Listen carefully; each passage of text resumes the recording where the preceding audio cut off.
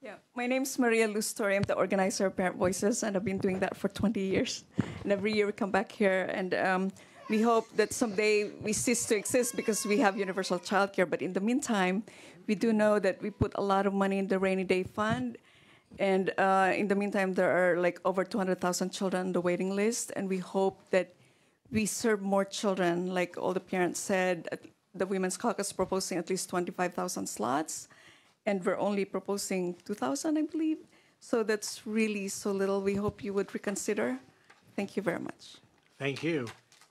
Last speaker on this topic. Good afternoon. Kate Miller with Children Now, and we continue to support the Women's Caucus ask and really would encourage subcommittee to be bolder in your actions, particularly in addressing the reimbursement rate crisis on both sides of the House. Incremental changes are not going to get us where we need to go, and you'll find us back again next year asking again.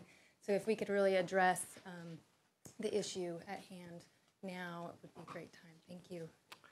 Thank you. And frankly, if we don't get everything you want this year, I do hope you're back next year. With that, we will move to a vote. Please. Sure, you want. Usually. Well, I just wanted to, I mean, you know, I understand this is part of a broad negotiation package, and so I'm certainly happy to support the committee, but I do support ultimately an ask that is quite a bit closer to what the Women's Caucus has been asking for all the reasons that have been stated in public comment. I think that this is an area of public policy that we just woefully underfund. And, you know, I wish we were closer to some of our civilized colleagues from other, you know, in other nations when it comes to early child care and early childhood education investments. So I applaud the Women's Caucus, and I hope that they're going to be a big part of the budget negotiation this year as this item moves forward. For the record, we're in 100% agreement on that. For the record, we'll both probably vote for incremental change because that's all we can do this year, it looks like. And I'll be opposed because I think all the funding should come out of Prop 98. Okay. Any further comment, colleagues? Hearing none, we'll move to a vote. Please call. For the record, the Senate Democrats put a big proposal forward last year to do just that. Great. Yeah, that. Anyway. Okay, with that, if I see no further discussion from my colleagues, we will ask staff to read the recommendation and call the roll.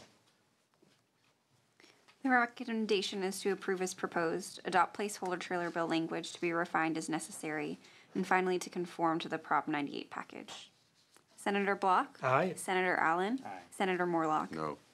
Please show that passing 2-1, and then close the roll. Thank you, panelists. We move now to issue 2, local K-12 assistance. For that, I will call up the LAO, Department of Finance, and the Department of Education.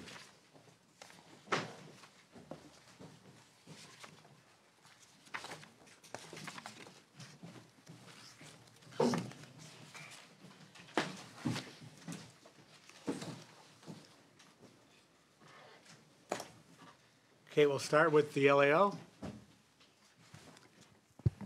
In January, the governor presented a proposal to, in his January budget that provided about $3 million in federal carryover money to start a math readiness grant challenge program. This program would provide grants to regional partnerships of schools and higher education entities to better prepare students, seniors in high school for college level math. The goal was to reduce remediation specifically. In the April letter, the governor had identified, or the CD had identified, about $3 million more in federal carryover that could be used towards this purpose. And in the May revision, the governor proposed using this funding for a similar block grant program, or a similar program, and augmented that amount to the total became $6.4 million. Some other changes that were made in the proposal were that the size of the grants were increased to $1.3 million, and the number of grantees was modified to be 5 grantees, so 5 regional partnerships that would receive $1.3 million each.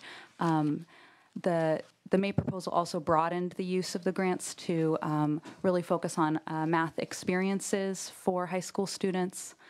So I think that's the general proposal. I'll let Department of Finance fill in anything else that they'd like to add. Thank you. Finance? Brianna Bruns, Department of Finance. I think that Leah did a good job of summarizing the proposal and the additions in the May revision. We'll be happy to answer any questions you may have. Okay, thank you. CD? Deborah Brown with the Department of Education. We just note that on this, since this is used of carryover funds, that Title IIA dictates how the funds can be used. So we would need to make sure that it is compliant in compliance with federal requirements. There's just a couple areas with the language that we're concerned about. The language requires that the program be administered by a committee consisting of representatives from the department, CSU, and the California Math Projects. So in accordance with ESSA, the program must be administered by the department. The U.S. Department of Education is adamant about this. And so we would suggest adding language that the committee advises the department. Additionally, we would suggest adding a representative from the Association of Independent California Colleges and Universities to the committee. This makes sure all three systems are represented. And then the proposed trailer bill requires the trustees of the CSU to report to the legislature by November 2018. And we would suggest adding language stating that the Superintendent of Public Instruction and the State Board of Education president be advised before the report is being sent out, and maybe some additional clarity around some of the provisions that we can work with staff during the trailer bill conversation. Thank you, Ms. Brown. And actually, we are considering several of the suggestions you just made, and the recommendation will be to adopt, but to be refined as necessary. And these are some of the refinements we're considering right now. So thank you. With that, any questions or comments from colleagues? Yes, sir. No. Okay. And then we'll move to a public comment on this issue, Math Readiness Challenge Program. Please come forward to the mic. You guys can stay where. Thank you, Mr. Chair and members. Jeff Vaca, representing the Riverside County Superintendent of Schools in support of the item. We have done this type of work at a regional level with our nearest CSU campus, CSU San Bernardino, and greatly appreciate the proposal that's before you today. Thank you. Thank you. Seeing no other public comment, we're ready to move to a vote. Please read the recommendation and call the roll. Recommendation is to approve governor's proposal, amend and adopt trailer bill language to include preference for LEAs with concentrations of unduplicated students to be refined as necessary. Senator Block? Aye. Senator Morlock? Aye. Senator Allen? Please show that passing 3-0 and close the roll. And the same offices will be represented throughout most of the next half hour or so, but there may be changes in cast members, so you all feel free to change out, but it will be the LAO, Department of Finance, and probably Deborah. You are the Department of Education, representing the superintendent, Tom Torlakson. Yes, but I also have folks here who are experts who can answer any questions. Very good. Moving now to item 3, K-12 school facility emergency repair revolving loan. Let's hear from Department of Finance. Department of Finance first. Thank you, Mr. Chair. Thomas Todd, Finance. I think the agenda on page 24 provides a pretty apt description of the proposal, so I won't go through the mechanics of that. I think what I want to impress upon the committee is that this $100 million we feel is a much more nimble source of funds to address imminent health and safety repairs for schools, as opposed to the existing hardship program that exists within the state school facilities bond program. And so that's part of the rationale, obviously, for proposing this $100 million loan program. The other thing that I would note is that in the staff comments, it recommends, as part of the rationale for rejecting the proposal, that this should be considered within the context of, what may or may not happen with the bond. I would argue that the sort of relative uncertainty about what might actually happen with the November bond initiative argues for actually providing the $100 million now to address imminent health and safety repairs for schools that just might be cash strapped for a period of time. I mean, that's the whole idea behind this program. That's why it's not a grant program. It's a revolving loan program so that folks can address, repairs that would otherwise, displace students from the classroom, with the idea that we provide, a number of different ways in which they can repay the state. Thank you. Let's hear from LAO now. Edgar Cabral with the LAO. We recommend rejecting the proposal. I think two reasons. One is that I think we weren't sure that there's a good identification of what the need for a program like this was, and 100 million is a lot to set aside for that. And the second thing is I think from our perspective, if the problem is that the facility hardship program, which exists to cover these kinds of costs, is not nimble enough, then we would recommend that we make changes to that program so that districts can receive those funds on faster than they're currently getting them. Thank you. And Department of Education. Deborah Brown, on behalf of the Department of Education, we would note our support for ensuring that schools have adequate facilities, and this program will help provide an expedited bridge loan to school districts that, in order to not displace students if they do have emergency repairs. We would add that we would like to see some funding for administrative costs to ensure that the money can go out as quickly as possible. Okay, I'd ask Finance or Department of Education to explain to us the two issues that LAO brought up, why they are not valid if they're not. So I think in response to one of Edgar's points about making the current hardship program more nimble, at the essence of one of our concerns with that is that the hardship program right now is reliant upon proceeds coming back from projects and being replenished in the bond fund, and that happens sporadically, right? So there's no, I mean, it's not like there is, it's not like you can count on $10 or $20 million coming back every month from sort of project closeouts and rescissions within the bond program. I mean, that's the uncertainty about that fund source. And so the idea is provide the $100 million up front, and we would acknowledge, I mean, the LAO raises a fair point about what the sort of potential take rate would be with the program. We don't know specifically what that take rate would be. We thought $100 million was a reasonable figure, predicated on the assumption that most folks, if they came in for a loan, they would take a loan and they would repay it, fairly expeditiously, within a year or 2 years or 3 years. I mean, that is the working assumption behind the $100 million investment. It's not that we expect most people to repay in up to 20 years. We don't think that that's actually very likely. One of the things, as it relates to this proposal, in our trailer bill language, there is language that actually it basically compels folks, as a condition of taking this money, you should also be exploring the hardship program within the existing bond fund, with the idea that if you can later secure resources through that, because what we know is, at least bureaucratically and administratively, it takes 3 to 4 months to actually get a check cut from this program. The program that we're proposing here, we envision being far more streamlined. We envision, folks being able to get a check within days, if not weeks, as opposed to months. And so we respect the concerns that the LAOs, raised. We just have concerns about the capacity of the existing hardship program within the bond program itself. Okay, Ms. Brown, do you wish to comment further? No? Mr. Cabral, do you want to rebut? I think we still just have the same concerns. I think the issue of the bond is one that we don't know that there's something immediately right now that there's a specific demand for these programs. So if this is something that does become an ongoing issue, if next year, if a school bond does not pass and there isn't funding for the hardship program, then we think that's something that could be revisited. But right now, we think given the uncertainty with need and the fact that we do think there is a possibility for making some streamlining of that program, we would recommend rejecting at this time. Okay, thank you. Questions, comments from my colleagues? Senator Allen. I'm torn about this one. I guess one of the more convincing concerns that has been raised is the fact that it comes out of Prop 98, and 98's not really supposed to be for for kind of capital related costs, but I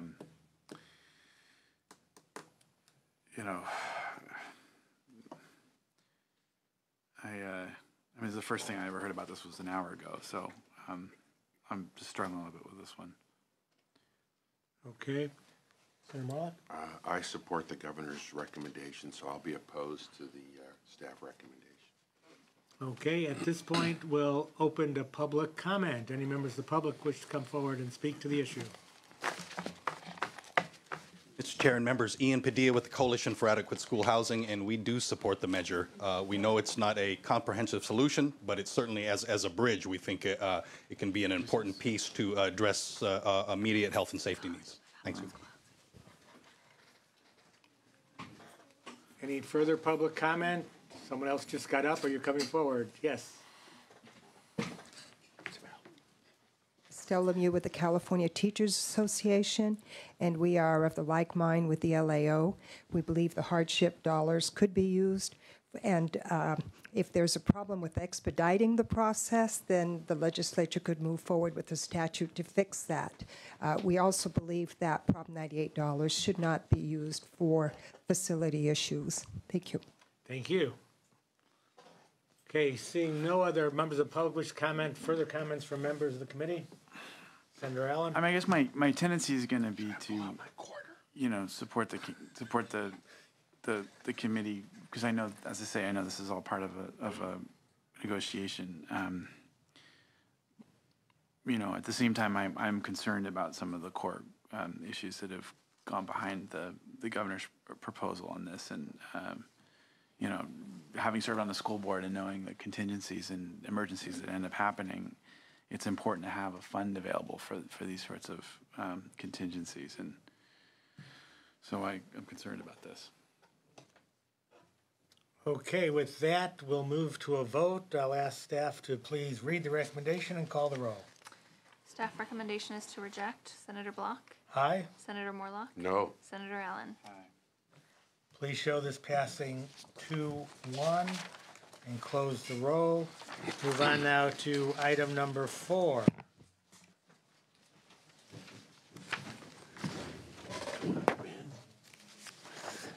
Item number 4, standardized account code structure replacement.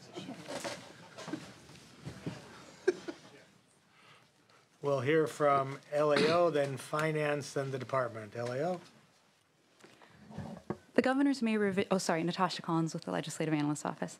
The May revision requests the use of $3 million in one-time Proposition 98 General Fund for the superintendent to contract with the County Office of Education for the replacement of the SAC system.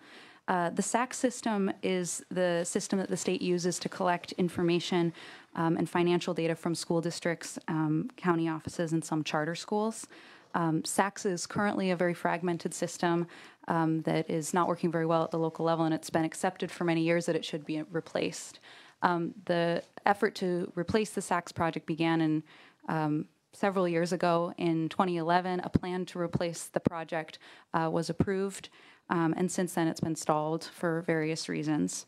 The governor's January budget provided a total of $7.2 million, half in general fund and half in federal carryover funds for CDE to undertake the project again. The May revision differed from this approach in that it provided a small amount of, or $3 million in Proposition 98 funds to allow a county office of ed to undergo this project.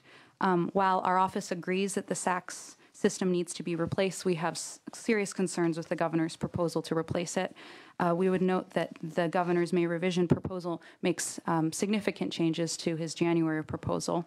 First, the funding would now be within the Proposition 98 guarantee, whereas it was proposed as general fund and federal carryover in the past. And second, it no longer requires that the project undergo the state's standard information technology project approval and oversight process, which is administered by the California Department of Technology. Instead, it takes the project approval and oversight role out of this agency, which exists to oversee IT projects in the state, and places it instead with the Department of Finance and CDE. While the CDE indicates it would contract for some technical oversight, which is somewhat reassuring, we still have concerns about the lessening of legislative oversight and your role in the procurement of this new system. We also have concerns that this might undermine the role of the Department of Technology. For the legislature to make an exception in this case that an IT project not undergo the scrutiny that they normally do, we think that the Department of Finance and the CDE need to make a more compelling case why we should make an exception. Maybe that this approach would be less expensive, more timely, or produce a superior product, and we don't feel that they've made that case. With this in mind, we recommend that the legislature reject the proposal and instead direct the CDE to work with the Department of Technology to move through the initial stages of their planning and oversight process and report back this summer, either in an informational hearing or an informal manner. To signal your interest in this project that we do believe needs to be replaced, you could signal your intent to fund this project once the planning stage is complete in this budget cycle. Thank you. Thank you. Finance. Good morning, Rebecca Hamilton, or good afternoon, Rebecca Hamilton, Department of Finance. So as Ms. Collins stated, the governor's budget, we propose to reappropriate $3.6 million general fund and $3.6 million federal fund for the standardized account code structure system replacement project. During the budget process, we, in collaboration with the Department of Education, it was determined that a local solution would be more appropriate, primarily because all of the data being collected by this system is local data, and the LEAs are primarily the ones utilizing these reports. So we believed it is more appropriate to be developed at the local level. Additionally, the initial system, SACS, was developed through a contract with the County Office of Education, the San Bernardino County Office of Education. So as a result, the May revision provides $3 million Proposition 98 general fund for the initiation of the project. The funding is conditioned upon the approval of the Department of Finance and notification of the Joint Legislative Budget Committee. And finally, to address the concerns of the LEO regarding proper oversight, we value the role of the Department of Technology, but we believe the Department of Education has a proper plan for oversight in place, and I'll allow the Department of Education to talk about that plan if you have further questions about that. Thank you. Thank you. Department of Education. Deborah Brown with the Department of Education. This software does much more than provide the financial data. It really does help facilitate local efficiencies in the budget. But because it is almost 20 years old, that functionality is threatened. And so, as was noted, we have been working for several years to procure a state-developed web-based system that LEAs would use. And in addition to eliminating the operating system compatibility issues, the web-based solution that we sought would have saved countless hours of LEA time annually by eliminating the need to download software and updates. And while we had the one-time funds in the budget to create the software, the solution had almost $2 million in ongoing costs, mostly to the state data center. And because the funding for the ongoing costs could not be secured, the project was not approved and was terminated last August. If the existing SAC system is not replaced, and it will eventually become inoperable. And so we support the Department of Finance's proposal to move forward with a alternative solution to updating the SAC system. And I have Peter Fagiato here to answer any questions about the work that the department has been doing on this. Thank you. Colleagues, any questions or comments on this topic? Any members of the public wish to address the committee on this topic?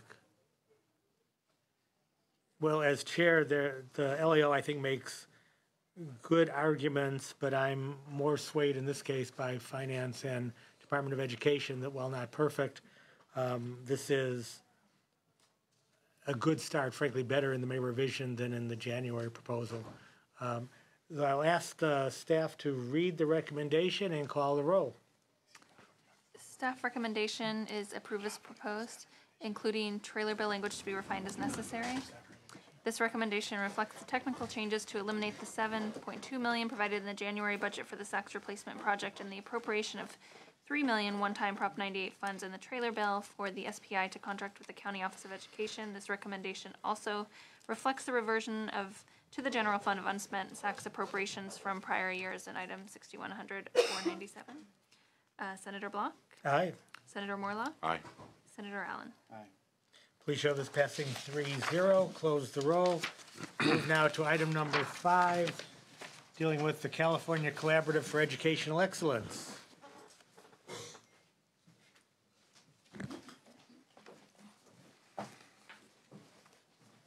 And we'll begin again with the LAO. Again, Edgar Cabral with the Legislative Analyst Office. So this is a staff proposal, and the staff recommendation is to provide $45 million in one-time Proposition 98 funding to the California Collaborative for Educational Excellence, which is an agency that was created in 2013 to help school districts with improving school outcomes, or student outcomes, sorry. The funding would be used to conduct statewide training on the evaluation rubrics, which are being developed right now by the State Board of Education to help districts in continuous improvement, and to provide this training to help how to use them and how they would inform the development of their local control and accountability plans, or LCAPs. The collaborative is also required to ensure that the training is provided in all regions of the state, to all school districts, county offices, and charter schools, and also other education stakeholders. The funds would also be used to establish a pilot program to provide technical assistance and support to LEAs that volunteer to participate. And the idea is that the technical assistance would assist LEAs in improving student outcomes, but also to inform the collaborative in developing the system of support for supporting LEAs in the future. Thank you. Department of Finance. Amber Alexander with the Department of Finance. We're not in a position to support this proposal at this time, but do look forward to reviewing further details and trailer bill language when it's available. Thank you. Department of Education. Deborah Brown with the Department of Education. We also don't have a position on this, but we would say that we think that this can be helpful for districts to provide and can provide useful information to ensure effective implementation of the rubrics, and really see this is crucial for a partnership with the collaborative, the Department of Education and county offices of education. Would hope that moving forward on the language that partnership is noted in the final language. Thank you. Well, first of all, any questions or comments from colleagues? Yes. Senator Morla. Mr. Chair, I've got 2.5 inches of material. When did we discuss this before? This is open for discussion today. It's not a vote only. So. Okay. So I mean, we can. No, I'll listen to public comment. And then... Public comment, please come forward. Mr. Chair and members, I'm Erin Evans on behalf of the Small School Districts Association. We're in support of this proposal and would just like to note our appreciation that the training occur statewide, including in those regions of the district of the state that may have small districts located in rural areas. Thank you. Thank you. Next speaker. Mr. Chairman and members, Terry Burns on behalf of the California School Boards Association. We think this is very important training to build capacity for school board members, for school administrators, for school staff to better understand the LCFF, the LCAP, and all the components here. Thank you. Thank you. Next speaker, please. Estelle Lemieux with the California Teachers Association. While this appears to be a well-intended program, I think we would question the use of Prop 98 dollars. Since they're not going for direct services in the classroom. So we'd have to look further at the proposal. This is our first look Appreciate that. Thank you. Next speaker. Good afternoon, Martha Albert on behalf of AXA. We were supporting SB 871, the legislation that would be providing the training for school districts across the state and also County Office of Education. We support the proposal to provide funding for these trainings. We think it's important for school districts to be able to use the evaluation rubrics. As you know, the State Board of Education is currently undertaking the work to develop them. So it'll be a great tool for them to be able to determine how to support students. Thank you. Thank you. Any further questions or comments from members? Seeing none, I'll ask staff to read the recommendation and open the roll.